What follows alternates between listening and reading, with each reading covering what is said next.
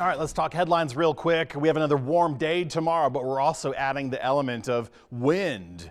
We're going to have windy conditions, gusty conditions, blowing dust, so I may as well call it dusty conditions as well for a few areas. We have a cold front passing through late Tuesday, early Wednesday. I don't think it'll be early enough Wednesday to affect our temperatures, but Thursday and Friday mornings, we will have some cold temperatures for the valley locations. Meanwhile, that cold front is going to linger through the mountain zones and keep unsettled conditions. So mountain snow, a little bit here, a little bit there, basically from Tuesday through probably Saturday morning as well. And it's not just the dust tomorrow that's going to be the instigator to your sneezing and your sniffling. We still have trees as one of the big pollens in the atmosphere. This is going to continue through the end of the month. We will eventually see the grasses and the mold and the weeds picking up, contributing to that uncomfortableness. But that's from the Allergy and Asthma Center of Western Colorado.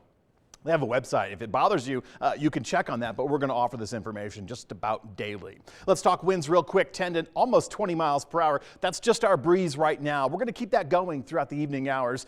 10 to 20 out of the southwest. We're going to build in some clouds, but again, it's mostly going to be the thin high variety tonight. And it may obscure or obstruct if you're trying to get outside and see the, what do we have? The Lyrids, and we've got a lot actually going on this month. But with cloud coverage, you might not be able to see the best ones, except the big bright ones. Top gust of the day today, 20 to 30 miles per hour.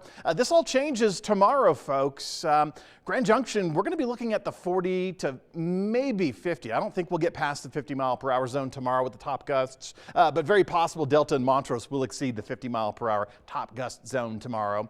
We don't have a high wind warning. Those gusts are going to be brief, but we're going to maintain rather consistent wind speeds, 25 to 40 miles per hour throughout the day. And of course, that's going to contribute to the dusty atmosphere for a few spots. We don't have that high wind warning. We do have a wind advisory, however. That starts at 9 a.m. tomorrow. We will already be feeling the breezy conditions leading up to that initiation. And of course, it expires at 9 p.m. tomorrow night, so about 12 hours. And we'll still keep breezy conditions, but between about 1 and 4 o'clock, that's when we expect some of those stronger gusts I just mentioned. Again, wind advisory tomorrow. This makes traveling a little bit difficult, especially on the I-70 corridor from Mesa County all the way into Eagle County. That wind advisory is in place, and also Highway 50 eastbound out of Grand Junction through Montrose. So again, makes driving on these open, exposed stretches of roads a little bit difficult. Now, if you're a car, a low-profile vehicle, you need to really be concerned about those high-profile, the trucks and the RVs, because they can move around and cross into your lane and make a difficult situation for you. If you're driving one of those high-profile vehicles, 2 hands on the wheel, or maybe postpone that trip in the RV tomorrow. No red flag warnings on the western slope. Our conditions just aren't that dry. The fuel sources, again, are not that dry. Red flag conditions do exist on the Front Range right now. Temperature-wise, hey, you know, we're supposed to be in the mid-60s this time of the year. We're parked almost at 70, 75 degrees between the Tri-County area. High temperatures for the day. Montrose exceeded their average, and so did Grand Junction and Delta. So another day above the average. Yesterday, we were a little bit closer. We were in the 60s.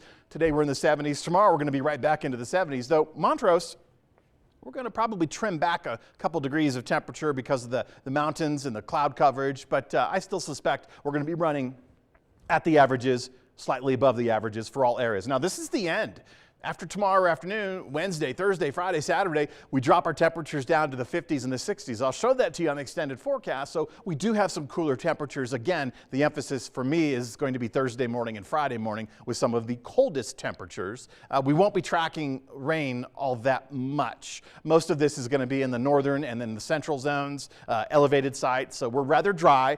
We're rather warm at the surface, so it's going to be very difficult to find rain showers. And there's not a whole lot of moisture available with this storm system as it passes through. Now, the cold front itself always will slow down, so by Wednesday morning, that's when we expect the passage of that. And then, of course, we're delivered with the cooler temperatures, almost 10 degrees below the averages, mid-60s to mid-50s, give or take. Now, we do get some recovery coming in this weekend, but this is essentially some unsettled mountain weather from Wednesday until early Saturday morning. So careful driving through the mountain corridor, because you're going to continue feeling the breeze conditions. You're going to continue with some slick spots in the higher elevations. Down low, with the exception of tomorrow with the windy conditions, it's going to be breezy for the rest of the week.